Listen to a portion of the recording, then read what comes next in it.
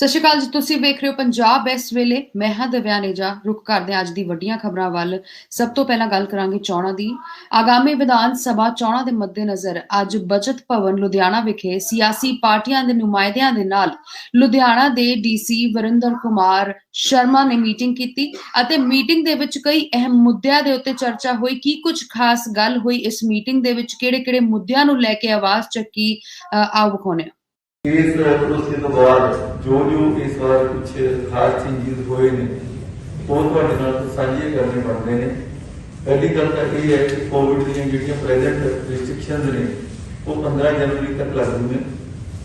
ਉਹਨਾਂ ਦੇ ਮੱਦੇਨਜ਼ਰ ਇਲੈਕਸ਼ਨ ਕਮਿਸ਼ਨ ਵੱਲੋਂ 15 ਜਨਵਰੀ ਤੱਕ ਜਿਹੜਾ ਹੈਗਾ ਚੋਣ ਪ੍ਰਚਾਰ ਦੇ ਲਈ ਕਿਸੇ ਵੀ ਤਰ੍ਹਾਂ ਦੀਆਂ ਚੋਣ ਰੈਲੀਆਂ ਜਾਂ ਪਦ ਯਾਤਰਾਵਾਂ या इस तरह का जोड़ा road show, cycle bike vehicle rally, procession या फिजिकल रैली ये जी है 15 जनवरी तक रोक लाई गई है। 15 जनवरी तो बाद जो भी बीमारी की स्थिति होगी उस तो बाद हिदायतां तुहानूं बाद च दित्तियां जाणगीआं। ਅੱਗੇ ਗੱਲ ਕਰਦੇ ਹਾਂ ਆਗਾਮੀ ਵਿਧਾਨ ਸਭਾ ਚੋਣਾਂ ਨੂੰ ਲੈ ਕੇ। ਸੁਰਿੰਦਰ ਡੱਲਾ ਨੇ ਇੱਕ ਟਵੀਟ ਕੀਤਾ ਹੈ। ਉਸ ਟਵੀਟ ਦੇ ਵਿੱਚ ਕੀ ਕੁਝ ਖਾਸ ਗੱਲਾਂ ਕਰਦੇ ਨਜ਼ਰ ਆਏ ਉਹ ਵੀ ਤੁਹਾਨੂੰ ਦੱਸਾਂਗੇ, ਲੇਕਿਨ ਉਸ ਤੋਂ ਪਹਿਲਾਂ ਤੁਹਾਨੂੰ ਦੱਸ ਦਈਏ ਟਵੀਟ ਦੇ ਵਿੱਚ ਜਿਹੜੇ ਮੁੱਦਿਆਂ ਨੂੰ ਹਾਈਲਾਈਟ ਕੀਤਾ ਗਿਆ ਸੀਗਾ ਉਸ ਦੇ ਵਿੱਚ ਇਹ ਕਿਹਾ ਗਿਆ ਕਿ ਉਮੀਦ ਹੈ ਕਿ ਪੰਜਾਬ ਦੇ ਲੋਕ ਇਸ ਵਾਰ ਇਨਸਾਫ ਜ਼ਰੂਰ ਕਰਨਗੇ। ਉਸ ਵਿਅਕਤੀ ਨੂੰ 14 ਫਰਵਰੀ ਨੂੰ ਆਪਣਾ ਹੱਕ ਦੇਣਗੇ ਜਿਸਨੇ ਬੇਝਿਜਕ ਬੇਬਾਕੀ ਦੇ ਨਾਲ ਅੱਗੇ ਆ ਕੇ ਇਨਸਾਫ ਦੀ ਲੜਾਈ ਲੜੀ ਹੈ। ਇੰਨਾ ਹੀ ਨਹੀਂ, ਨਾਲ ਦੀ ਨਾਲ ਹੋਰ ਵੀ ਬਹੁਤ ਕੁਝ ਮੁੱਦਿਆਂ ਦੇ ਉੱਤੇ ਗੱਲ ਕਰਦੇ ਆਏ ਇਸ ਟਵੀਟ ਦੇ ਰਾਹੀਂ ਸੁਰਿੰਦਰ ਡੱਲਾ। ਅੱਗੇ ਗੱਲ ਕਰਾਂਗੇ ਰੂਪਨਗਰ ਦੀ ਤੇ 14 ਫਰਵਰੀ ਨੂੰ ਹੋਣ ਜਾ ਰਿਹਾ ਵਿਧਾਨ ਸਭਾ ਦੀ ਚੋਣਾਂ ਨੂੰ ਲੈ ਕੇ ਇਲੈਕਸ਼ਨ ਕਮਿਸ਼ਨ ਆਫ ਇੰਡੀਆ ਵੱਲੋਂ ਅਤੇ ਡੀਸੀ ਵੱਲੋਂ ਰੂਪਨਗਰ ਦੇ ਇੱਕ ਹਿਦਾਇਤ ਜਾਰੀ ਕੀਤੀ ਗਈ ਹੈ। ਇਸ ਹਿਦਾਇਤ ਦੇ ਵਿੱਚ ਸਾਫ਼ ਲਿਖਿਆ ਗਿਆ ਹੈਗਾ ਕਿ ਕਿਸੇ ਵੀ ਤਰ੍ਹਾਂ ਦੀ ਰੈਲੀ ਨਹੀਂ ਹੋਏਗੀ, ਨੁੱਕੜ ਨਾਟਕ ਜਾਂ ਪੈਦਲ ਯਾਤਰਾ ਜਾਂ ਫਿਰ ਸਾਈਕਲ ਰੈਲੀ ਨੂੰ ਇਜਾਜ਼ਤ ਨਹੀਂ ਦਿੱਤੀ ਗਈ ਹੈ ਤੇ ਜੇਕਰ ਕੋਈ ਵੀ ਪਾਰਟੀ ਦਾ ਸਦੱਸਿਆ ਇਸ ਦੀ ਉਲੰਘਣਾ ਕਰਦਾ ਨਜ਼ਰ ਆਏਗਾ ਉਸ ਨੂੰ ਸਖਤ ਤੋਂ ਸਖਤ ਸਜ਼ਾ ਦਿੱਤੀ ਜਾਏਗੀ। ਹੋਰ ਕੀ ਕੁਝ ਕਹਿੰਦੇ ਨਜ਼ਰ ਆਏ ਆਓ ਵਿਖਾਉਂਦੇ ਹਾਂ। ਐਮਸੀਸੀ ਕੋਡ ਰੋਪੜ ਜ਼ਿਲ੍ਹੇ ਦੇ ਵਿੱਚ ਜਿਵੇਂ ਈਸੀਆਈ ਵੱਲੋਂ ਪੂਰੇ ਹੀ ਸੂਬੇ ਦੇ ਵਿੱਚ ਈਸੀਆਈ ਦੀ ਗਾਈਡਲਾਈਨਸ ਦੇ ਤਹਿਤ ਐਮਸੀਸੀ ਕੋਡ ਦੀ ਕੱਲ ਤੋਂ ਹੀ ਚਾਲੂ ਹੋ ਚੁੱਕੀ ਹੈ ਪਾਲਣਾ।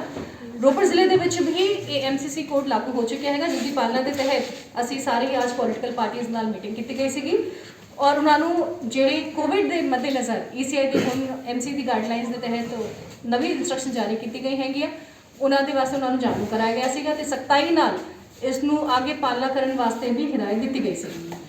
ਨਾਲ ਹੀ ਜਿਵੇਂ ਕਿ 694 ਪੋਲਿੰਗ ਬੂਥ ਦੇ ਉੱਪਰ ਵੱਖਰੇ ਪੋਲਿੰਗ ਸਟਾਫ ਦਾ ਜਿਹੜਾ ਹੁਣ ਡਿਪਲੋਇਮੈਂਟ ਹੋਣੀ ਹੈਗੀ, ਉਹਨਾਂ ਦੇ ਵਿੱਚ ਵੀ ਈਸੀਆਈ ਦੇ ਹਿਦਾਇਤਾਂ ਦੇ ਮੱਦੇਨਜ਼ਰ ਅਸੀਂ ਸਾਰੇ ਹੀ ਸਟਾਫ ਨੂੰ ਡਬਲੀ ਵੈਕਸੀਨੇਟਡ ਕਰਵਾ ਰਹੇ ਨੇ ਤਾਂ ਕਿ ਸਾਰੇ ਪੋਲਿੰਗ ਸਟਾਫ ਜਿਹੜਾ ਵੀ ਇਲੈਕਸ਼ਨ ਪ੍ਰੋਸੈਸ ਦੇ ਵਿੱਚ ਇਨਵੋਲਵ ਰਹੇਗਾ ਉਹ ਡਬਲੀ ਵੈਕਸੀਨੇਟਡ ਹੋਵੇ।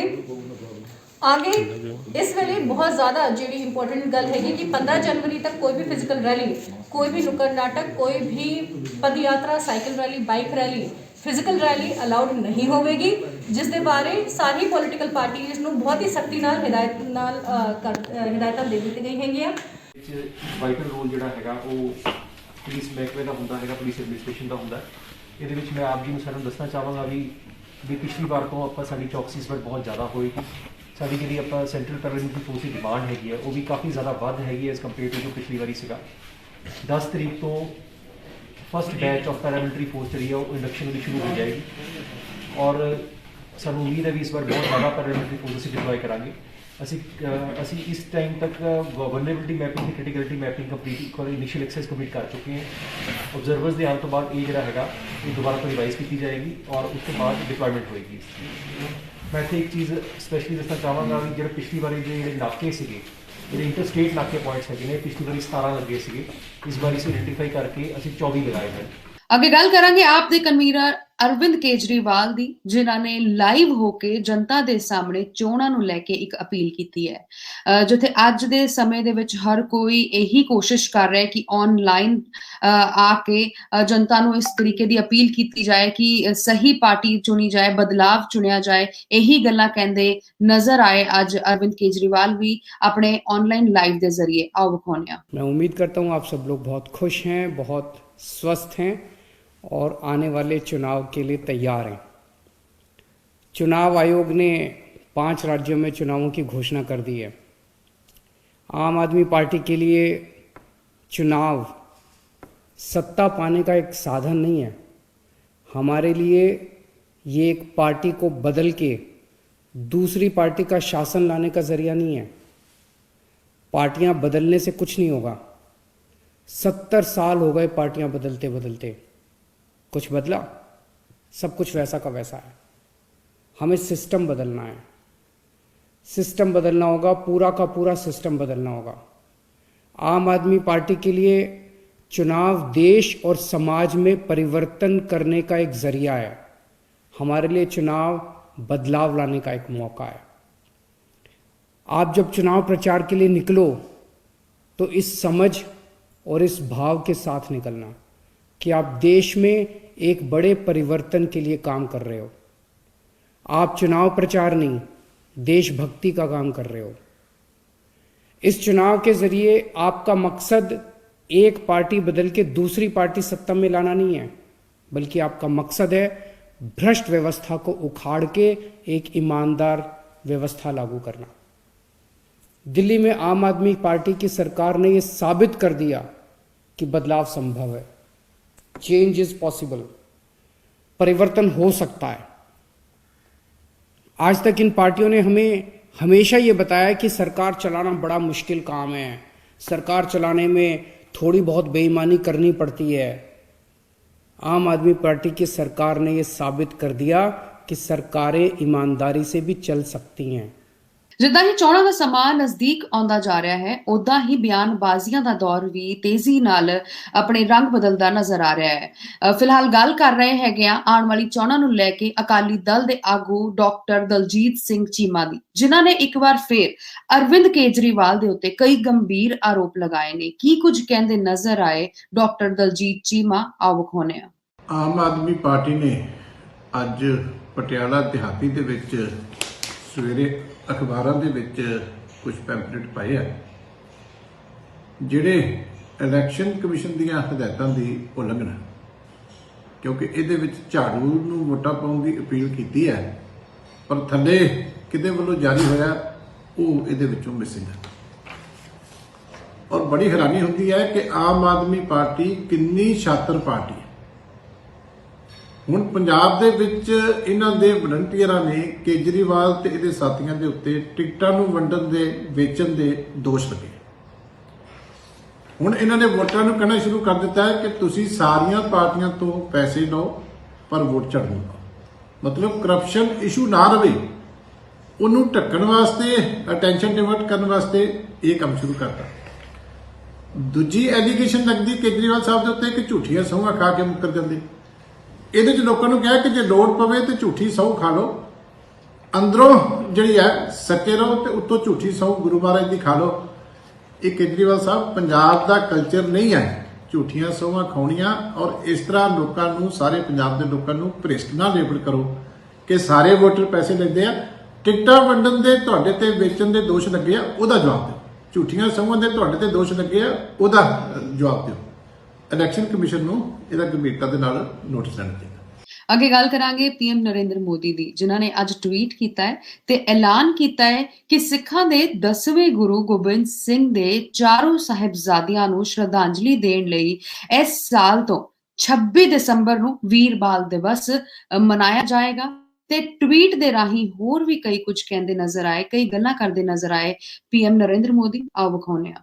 ਤੇ ਪ੍ਰਧਾਨ ਮੰਤਰੀ ਦੇ ਇਸ ਟਵੀਟ ਨੂੰ ਲੈ ਕੇ ਕਈ ਲੋਕ ਉਹਨਾਂ ਦੇ ਪੱਖ ਦੇ ਵਿੱਚ ਉਹਨਾਂ ਦੀ ਤਾਰੀਫ ਵੀ ਕਰਦੇ ਨਜ਼ਰ ਆਏ। ਗੱਲ ਕਰ ਰਹੇ ਹਾਂ ਤਰੁਣ ਚੁੱਗ ਦੀ, ਜਿਨ੍ਹਾਂ ਨੇ ਪ੍ਰਧਾਨ ਮੰਤਰੀ ਨਰਿੰਦਰ ਮੋਦੀ ਦੇ ਐਲਾਨ ਦੀ ਸਰਾਹਨਾ ਕੀਤੀ ਹੈ, ਤਾਰੀਫ ਕੀਤੀ ਹੈ, ਜੋ ਕਿ ਪੀਐਮ ਮੋਦੀ ਨੇ ਆਪਣੇ ਟਵੀਟ ਦੇ ਰਾਹੀਂ ਸਾਂਝੀ ਕੀਤੀ 26 ਦਸੰਬਰ ਨੂੰ ਲੈ ਕੇ ਵੀਰ ਬਾਲ ਦਿਵਸ ਨੂੰ ਲੈ ਕੇ। ਖਾਲਸਾ ਪੰਥ ਦੇ ਸਿਰਜਣਕਰਤਾ ਦਸ਼ਮ ਗੁਰੂ ਸਰਬਸਤ ਦਾਨੀ ਪਿਤਾ ਵਾਰਿਆ ਚਾਰੇ ਲਾਲ ਵਾਰੇ ਐਸੇ ਮੇਰੇ ਗੁਰੂ ਗੋਬਿੰਦ ਸਿੰਘ ਜੀ ਦੇ ਪਾਵਨ ਪ੍ਰਕਾਸ਼ ਪਰਬ ਦੀ ਦੇਸ਼ ਵਿਦੇਸ਼ ਦੀ ਸਾਰੀ ਸੰਗਤ ਨੂੰ ਲੱਖ ਲੱਖ ਵਧਾਈ। ਹੱਕ ਸੱਚ ਦੇ ਧਰਮ ਦੀ ਰਖਵਾਲੀ ਲਈ ਸਰਬਸਤ ਵਾਰਦਿਆਂ ਗੁਰੂ ਸਾਹਿਬ ਨੇ ਸਮੁੱਚੇ ਸੰਸਾਰ ਅੰਦਰ ਸਿਦਕ ਅਤੇ ਅਲੋੜਤਾ ਦੀ ਅਦੁੱਤੀ ਮਿਸਾਲ ਕਾਇਮ ਕੀਤੀ ਸੀ। ਔਰ ਅੱਜ ਦੇ ਦਿਨ ਭਾਰਤ ਦੇ ਪ੍ਰਧਾਨ ਮੰਤਰੀ ਸ਼੍ਰੀ ਨਰਿੰਦਰ ਮੋਦੀ ਜੀ ਨੇ ਦੋਨੋਂ ਸਾਹਿਬਜ਼ਾਦੇ ਜੋਰਾਵਰ ਸਿੰਘ ਔਰ ਸਾਹਿਬਜ਼ਾਦੇ ਫਤਿਹ ਸਿੰਘ ਦੇ ਬਲੀਦਾਨ ਦਿਵਸ 26 ਦਸੰਬਰ ਨੂੰ ਵੀਰ ਬਲੀਦਾਨ ਦਿਵਸ ਵੀਰ ਬਾਲ ਦਿਵਸ ਦੇ ਰੂਪ 'ਚ ਘੋਸ਼ਿਤ ਕਰਕੇ ਪੰਜਾਬੀਆਂ ਦਾ, ਸਾਡਾ ਸਿੱਖਾਂ ਦਾ, ਗੁਰੂ ਨੂੰ ਮੰਨਣ ਵਾਲਿਆਂ ਦਾ ਮਾਣ ਵਧਾਇਆ। ਮੈਂ ਪ੍ਰਧਾਨ ਮੰਤਰੀ ਸ਼੍ਰੀ ਨਰਿੰਦਰ ਮੋਦੀ ਜੀ ਦਾ ਇਸ ਦਿਨ ਦੀ ਘੋਸ਼ਣਾ ਤੇ ਬਹੁਤ ਬਹੁਤ ਧੰਨਵਾਦ ਕਰਨਾ। ਅੱਜ ਗੁਰੂਪੁਰ ਵਾਲੇ ਦਿਨ ਇਹ ਘੋਸ਼ਣਾ ਕਰਕੇ ਪ੍ਰਧਾਨ ਮੰਤਰੀ ਜੀ ਨੇ ਜਿੱਥੇ ਸਾਡਾ ਮਾਣ ਵਧਾਇਆ ਔਰ ਹਿੰਦੁਸਤਾਨ ਦੇ ਕਰੋੜਾਂ ਬੱਚਿਆਂ ਨੂੰ ਸਾਹਿਬਜ਼ਾਦਾ ਜੋਰਾਵਰ ਸਿੰਘ, ਸਾਹਿਬਜ਼ਾਦਾ ਫਤਿਹ ਸਿੰਘ ਬਣਨ ਦੀ ਪ੍ਰੇਰਣਾ ਦਿੱਤੀ ਹੈ ਕਿ ਹਿੰਦੁਸਤਾਨ ਦੇ ਬੱਚੇ ਉਹਨਾਂ ਵੀਰ ਬਾਲਕਾਂ ਕੋਲੋਂ ਸਿੱਖ ਕੇ ਆਪਣੇ ਜੀਵਨ 'ਚ ਵੀਰਤਾ ਲੈ ਕੇ ਆਣਗੇ। ਮੈਂ ਪ੍ਰਧਾਨ ਮੰਤਰੀ ਸਾਹਿਬ ਦਾ ਬਹੁਤ ਬਹੁਤ ਧੰਨਵਾਦ ਕਰਦਾ। ਅੱਜ ਦੇ ਦਿਨ ਦੀ ਗੱਲ ਕਰਾਂਗੇ ਜੋ ਕਿ ਬੇहद ਖਾਸ ਹੈ। ਅੱਜ ਦਾ ਦਿਨ ਸਿੱਖ ਕੌਮ ਦੇ ਲਈ ਬਹੁਤ ਹੀ ਮਹਾਨ ਦਿਨ ਹੈ ਕਿਉਂਕਿ ਬਹੁਤ ਘੱਟ ਸੰਗਤ ਨੂੰ ਪਤਾ ਹੈ ਕਿ ਅੱਜ ਦੇ ਦਿਨ ਗੁਰੂ ਗੋਬਿੰਦ ਸਿੰਘ ਜੀ ਦਾ ਪ੍ਰਕਾਸ਼ ਪੁਰਬ ਹੈ। ਅੱਜ ਦਾ ਦਿਨ ਸਿੱਖ ਕੌਮ ਦੇ ਲਈ ਭੁਲਾਇਆ ਨਹੀਂ ਭੁੱਲਿਆ ਜਾ ਸਕਦਾ। ਇੰਨਾ ਹੀ ਨਹੀਂ, ਇਸ ਦਿਨ ਗੁਰੂ ਗੋਬਿੰਦ ਸਿੰਘ ਜੀ ਨੇ ਮਾਤਾ ਗੁਜਰੀ ਅਤੇ ਗੁਰੂ ਤੇਗ ਬਹਾਦਰ ਜੀ ਦੇ ਘਰ ਜਨਮ ਲਿਆ ਸੀਗਾ। ਹੋਰ ਕੀ ਕੁਝ ਹੋਇਆ ਆਓ ਤੁਹਾਨੂੰ ਸੁਣਾਉਂਦੇ ਹਾਂ।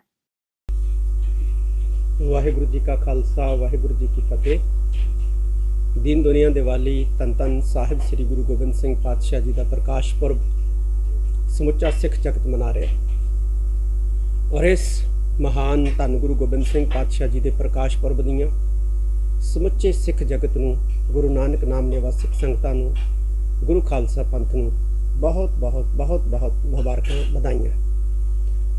ਧੰਨ ਗੁਰੂ ਗੋਬਿੰਦ ਸਿੰਘ ਮਹਾਰਾਜ ਸੰਸਾਰ ਦੇ ਐਸੇ ਮਹਾਨ ਸਤਿਗੁਰੂ ਨੇ ਜਿਨ੍ਹਾਂ ਨੇ ਆਪਣਾ ਪਿਤਾ, ਆਪਣੀ ਮਾਤਾ ਜੀ ਔਰ ਆਪਣੇ ਚਾਰੇ ਪੁੱਤਰਾਂ ਨੂੰ ਧਰਮ ਲਈ, ਕੌਮ ਲਈ ਕੁਰਬਾਨ ਕੀਤਾ ਹੈ, ਮਨੁੱਖੀ ਹੱਕਾਂ ਲਈ ਕੁਰਬਾਨ ਕੀਤਾ ਹੈ। ਧੰਨ ਗੁਰੂ ਗੋਬਿੰਦ ਸਿੰਘ ਮਹਾਰਾਜ ਨੇ ਆਪਣੇ ਪੰਜ ਭੌਤਿਕ ਤਨ ਦੇ ਵਿੱਚ ਵਿਚਰਦਿਆਂ ਜ਼ੁਲਮ ਦੇ ਖਿਲਾਫ ਉਸ ਵਕਤ ਦੇ ਸਾਮਰਾਜ ਦੇ ਨਾਲ 14 ਜੰਗਾਂ ਲੜੀਆਂ ਨੇ ਔਰ 14 ਦੇ ਵਿੱਚ ਫਤਿਹ ਹਾਸਲ ਕੀਤੀ ਹੈ। ਧੰਨ ਗੁਰੂ ਗੋਬਿੰਦ ਸਿੰਘ ਮਹਾਰਾਜ ਨੇ ਸ਼੍ਰੀ ਗੁਰੂ ਗ੍ਰੰਥ ਸਾਹਿਬ ਸੱਚੇ ਪਾਤਸ਼ਾਹ ਜੀ ਨੂੰ ਤਖ਼ਤ ਸ਼੍ਰੀ ਦਮਦਮਾ ਸਾਹਿਬ ਦੇ ਸਥਾਨ ਦੇ ਉੱਤੇ ਸੰਪੂਰਨਤਾ ਬਖਸ਼ੀ। ਧੰਨ ਗੁਰੂ ਤੇਗ ਬਹਾਦਰ ਸਾਹਿਬ ਜੀ ਦੀ ਬਾਣੀ ਸ਼ਾਮਲ ਕਰਕੇ ਔਰ ਉਸੇ ਪਾਵਨ ਬੀੜ ਨੂੰ ਨਾਂਦੇੜ ਹਜੂਰ ਸਾਹਿਬ ਦੀ ਪਾਵਨ ਪਵਿੱਤਰ ਧਰਤੀ ਦੇ ਉੱਤੇ ਗੁਰਿਆਈ ਬਖਸ਼ਿਸ਼ ਕਰਕੇ ਸ਼੍ਰੀ ਗੁਰੂ ਗ੍ਰੰਥ ਸਾਹਿਬ ਸੱਚੇ ਪਾਤਸ਼ਾਹ ਜੀ ਦੇ ਰੂਪ ਦੇ ਵਿੱਚ ਮਹਾਨ ਇੱਕ ਸੰਸਾਰ ਨੂੰ ਫਲਸਫਾ ਜਿਹੜਾ ਹੈ, ਸਿਧਾਂਤ ਜਿਹੜਾ ਹੈ ਉਹ ਦਿੱਤਾ, ਜਿਹੜਾ ਸਰਬ ਸਾਂਝਾ ਹੈ, ਸਰਬਕਾਲੀ ਹੈ, ਸਰਬਦੇਸ਼ੀ ਹੈ ਔਰ ਸਰਬਪੱਖੀ ਹੈ। ਧੰਨ ਗੁਰੂ ਗੋਬਿੰਦ ਸਿੰਘ ਮਹਾਰਾਜ ਦੀ ਦੇਣ ਸਿੱਖ ਹੀ ਨਹੀਂ, ਸਮੁੱਚੀ ਮਨੁੱਖਤਾ ਜਿਹੜੀ ਹੈ ਉਹ ਵੀ ਨਹੀਂ ਤਾਰ ਸਕਦੀ, ਦੇ ਸਕਦੀ। ਇੰਨੇ ਵੱਡੇ ਪਰ ਉਪਕਾਰ ਉਹਨਾਂ ਨੇ ਕੌਮ ਦੇ ਉੱਤੇ ਕੀਤੇ ਨੇ, ਮਨੁੱਖਤਾ ਦੇ ਉੱਤੇ ਕੀਤੇ ਨੇ, ਮਾਨਵਤਾ ਦੇ ਉੱਤੇ ਕੀਤੇ ਨੇ, ਜਿਨ੍ਹਾਂ ਨੂੰ ਗਿਣਿਆ ਨਹੀਂ ਜਾ ਸਕਦਾ। ਸ਼੍ਰੀ ਗੁਰੂ ਗੋਬਿੰਦ ਸਿੰਘ ਮਹਾਰਾਜ ਸਿੱਖਾਂ ਹੀ ਨਹੀਂ ਬਲਕਿ ਸਮੁੱਚੀ ਮਾਨਵ ਜਾਤੀ ਦੇ ਗੁਰੂ ਨੇ। ਇਸ ਲਈ ਉਹਨਾਂ ਦੇ ਮਹਾਨ ਪ੍ਰਕਾਸ਼ ਪੁਰਬ ਦੇ ਮੌਕੇ ਦੇ ਉੱਤੇ ਇੱਕ ਵਾਰੀ ਫੇਰ ਸਮੁੱਚੇ ਸਿੱਖ ਜਗਤ ਨੂੰ, ਸਮੂਹ ਗੁਰੂ ਨਾਨਕ ਨਾਮ ਲੇਵਾ ਸਿੱਖ ਸੰਗਤਾਂ ਨੂੰ, ਗੁਰੂ ਖਾਲਸਾ ਪੰਥ ਨੂੰ ਬਹੁਤ ਬਹੁਤ ਵਧਾਈਆਂ। ਆਓ ਉਹਨਾਂ ਦੇ ਮਹਾਨ ਉਪਦੇਸ਼ਾਂ ਦੇ ਉੱਤੇ ਚੱਲਦੇ ਹਾਂ, ਖੰਡੇ ਬਾਟੇ ਦੀ ਪਹਲ ਛਕ ਕੇ ਗੁਰੂ ਵਾਲੇ ਬਣੀਏ ਔਰ ਇੱਕ ਅਕਾਲ ਪੁਰਖ ਨਾਲ ਜੁੜੀਏ, ਇੱਕ ਅਕਾਲ ਪੁਰਖ ਦੀ ਬਾਤ ਪਾਈਏ, ਇੱਕ ਅਕਾਲ ਪੁਰਖ ਦੀ ਬਾਤ ਸੁਣੀਏ। ਵਾਹਿਗੁਰੂ ਜੀ ਕਾ ਖਾਲਸਾ, ਵਾਹਿਗੁਰੂ ਜੀ ਕੀ ਫਤਿਹ। ਸਿੱਖਾਂ ਦੇ 10ਵੇਂ ਗੁਰੂ ਸ਼੍ਰੀ ਗੁਰੂ ਗੋਬਿੰਦ ਸਿੰਘ ਜੀ ਦਾ ਅੱਜ ਪ੍ਰਕਾਸ਼ ਪੁਰਬ ਹੈ ਤੇ ਇਸ ਮੌਕੇ ਦੇ ਉੱਤੇ ਕੋਰੋਨਾ ਪਾਬੰਦੀਆਂ ਦੇ ਬਾਅਦ ਵੀ ਸੰਗਤ ਉੱਥੇ ਪਹੁੰਚੀ, ਲੋਕ ਉੱਥੇ ਪਹੁੰਚ ਕੇ ਇਸ ਪੁਰਬ ਨੂੰ ਧੂਮਧਾਮ ਨਾਲ ਮਨਾਉਂਦੇ ਨਜ਼ਰ ਆਏ। ਲੇਕਿਨ ਕਿਸ ਤਰ੍ਹਾਂ ਦੀ ਤਿਆਰੀਆਂ ਇਸ ਪ੍ਰਕਾਸ਼ ਪੁਰਬ ਨੂੰ ਲੈ ਕੇ ਨਜ਼ਰ ਆਈ, ਆਓ ਵਿਖਾਉਂਦੇ ਹਾਂ। सर मुझे बहुत अच्छा लगा और यहाँ इतनी मतलब भीड़ आई हुई है तो मुझे बहुत अच्छा लग रहा है और मैं लोगों से गुजारिश करूँगा कि ज़्यादा लोग यहाँ आएँ, माथा टेकें, क्योंकि 2 दिन बारिश होने के बाद भी इतनी भीड़ है तो कहीं ना कहीं बहुत मान्यता है। और मैं यूपी वालों से भी दुआ करूँगा कि आप सब लोग यहाँ पे आओ और माथा टेको आके। आज पावन पर्व है गुरु जी का, मुझे बहुत अच्छा लगा यहाँ पे और मैंने मन्नत मांगी है, आगे अगर हमारा सक्सेस होता है मैं दोबारा फिर आऊँगा इस पर। सुकून मिला, शांति मिली और बहुत ही अच्छा लगा। और हर साल हम आते हैं यहाँ पे और हर साल दरबार साहब के दर्शन करके यहाँ रुक के चले जाते हैं। यहाँ का लंगर भी बहुत अच्छा होता है, प्रसाद हम चेक किए जाते हैं और बहुत बहुत बहुत आनंद आता है यहाँ पे आके, मन को शांति मिलती है। और ऐसे ही वाहे गुरु जी की कृपा सारे के ऊपर रहे, हमारे ऊपर रहे, बच्चों के ऊपर रहे। ਧੰਨ ਧੰਨ ਸਾਹਿਬ ਸ੍ਰੀ ਗੁਰੂ ਗੋਬਿੰਦ ਸਿੰਘ ਸਾਹਿਬ ਜੀ ਦੇ ਪ੍ਰਕਾਸ਼ ਪੁਰਬ ਦੀਆਂ ਲੱਖ ਲੱਖ ਵਧਾਈਆਂ ਦਿੰਦਾ ਵਾਂ। ਮਹਾਰਾਜ ਸਭ ਦੀ ਚੜ੍ਹਦੀ ਕਲਾ ਕਰਨ। ਸਪੈਸ਼ਲ ਅਸੀਂ ਅੱਜ ਗੁਰੂ ਰਾਮਦਾਸ ਜੀ ਦੇ ਚਰਨਾਂ ਵਿੱਚ ਅਰਦਾਸ ਬੇਨਤੀ ਕਰਨ ਆਏ ਸਾਂ। ਸਾਡੇ ਮਹਾਰਾਜ ਕਾਰਜ ਸਵਾਰਦੇ ਨੇ, ਉਹਨਾਂ ਦਾ ਧੰਨਵਾਦ ਕਰਨ ਆਏ ਸਾਂ ਔਰ ਅੱਗੇ ਤੋਂ ਵੀ ਅਰਦਾਸ ਕਰਦੇ ਹਾਂ ਕਿ ਮਹਾਰਾਜ ਸਰਬੱਤ ਦਾ ਭਲਾ ਕਰਨ। ਸਭ ਨੂੰ ਦੁਬਾਰਾ ਤੋਂ ਫਿਰ ਲੱਖ ਲੱਖ ਵਧਾਈਆਂ ਹੋਣ ਜੀ। ਵਾਹਿਗੁਰੂ ਜੀ ਕਾ ਖਾਲਸਾ, ਵਾਹਿਗੁਰੂ ਜੀ ਕੀ ਫਤਿਹ। ਤੇ ਇਸ ਦੇ ਨਾਲ ਹੀ ਹੁਣ ਨਜ਼ਰ ਪਾਉਂਦੇ ਹਾਂ ਅੱਜ ਦੇ ਤਾਜ਼ਾ ਅਤੇ ਸਿਆਸੀ ਬਿਆਨਾਂ ਉੱਤੇ। पंजाब के जा रहे मुख्यमंत्री चन्नी ने पंजाब के उन कर्मचारियों के साथ क्रूर मजाक किया, धोखा किया जो वर्षों से ठेके की नौकरी पर काम कर रहे थे। पर अफसोस कि चन्नी के इस धोखे पर बाकी सारी पार्टियां, राजनीतिक नेता चुप। कारण ये है ये सभी एक ही ठगी के चट्टे बट्टे हैं। पहले 5 साल यही काम श्री बादल कर चुके हैं और उसके बाद अमरिंदर सिंह ने किया और अब चन्नी ने किया। बाकी सब इसलिए खामोश है कि ये पाप वो कर चुके हैं। क्या उस पीड़ा का एहसास ये नेता कर सकते हैं जो इन बच्चों ने की है? पिछले 111 दिन जब कह दिए 36,000 पक्के कर दिए, दिन रात ये इस तरह प्रतीक्षा करते थे जैसे भगवान के घर से नहीं, किसी हाई कोर्ट, सुप्रीम कोर्ट से इनकी किस्मत का फैसला होने वाला है। इसलिए मुझे अब ये कहना है कि चाहे 108 वाले हैं, चाहे आउटसोर्सिंग एजेंसीज वाले हैं, चाहे सरकार के लोग, सरकार में ठेके के कर्मचारी हैं, सबको एक आवाज़ से लग जाना चाहिए। केजरीवाल साहब ने ਜਿਹੜਾ ਸਾਨੂੰ ਜਿਹੜਾ ਗੁਰ ਦਿੱਤਾ ਹੈ, ਕਿਉਂਕਿ ਦਿੱਲੀ 'ਚ ਪਿਛਲੇ 7 ਸਾਲ 'ਚ ਜੋ ਕੁਝ ਹੋਇਆ ਉਹ ਤੁਹਾਨੂੰ ਸਾਰਿਆਂ ਨੂੰ ਪਤਾ ਹੈ।